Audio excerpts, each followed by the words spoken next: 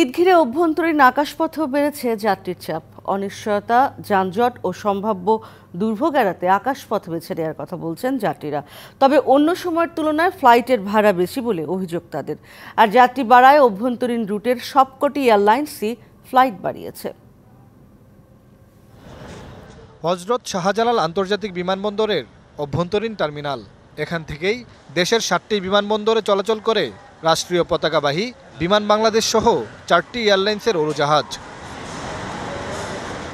টার্মিনালটিতে যাত্রী চাপের কারণ ঈদে ঘরমুখ মানুষের অনেকেই ফিরছেন ফ্লাইটে।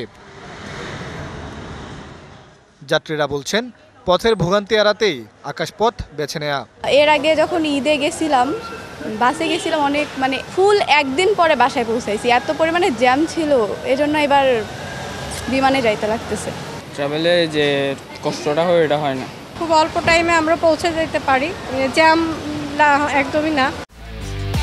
একমাত্র ওয়ালটন এসি দিচ্ছে 1 বছরের রিপ্লেসমেন্ট গ্যারান্টি এবং কম্প্রেসরের 10 বছরের গ্যারান্টি।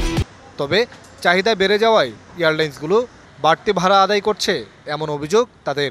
আমরা টিকিট কাটছি প্রায় 2-2.5 মাস আগে থেকে, সেজন্য হয়তো বা ফেয়ারে 10,000 কি 1500 টাকা কম বেশি হয়, বাট যারা এখন কাটবে তাদের অনেক ডিফারেন্ট হবে। 3036 আগে আমি সৈয়দপুর যেতে পারতাম, এখন দেখা যাচ্ছে যে আমি তারপর 1.5 মাস আগে কেটেছি, তারপর একজনের 4200 করে পড়ছে।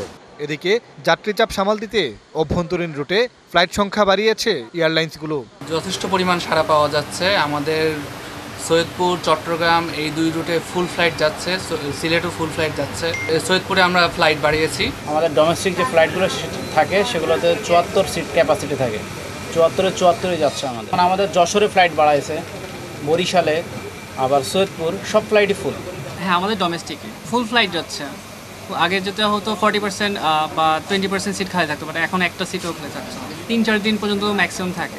22শে জুন পর্যন্ত অভ্যন্তরীণ রুটে যাত্রীর চাপ থাকবে, তারপর থেকে এই চাপ কমে যাবে বলছেন সংশ্লিষ্টরা। মোহন ইসলাম, ডিবিসি নিউজ, ঢাকা।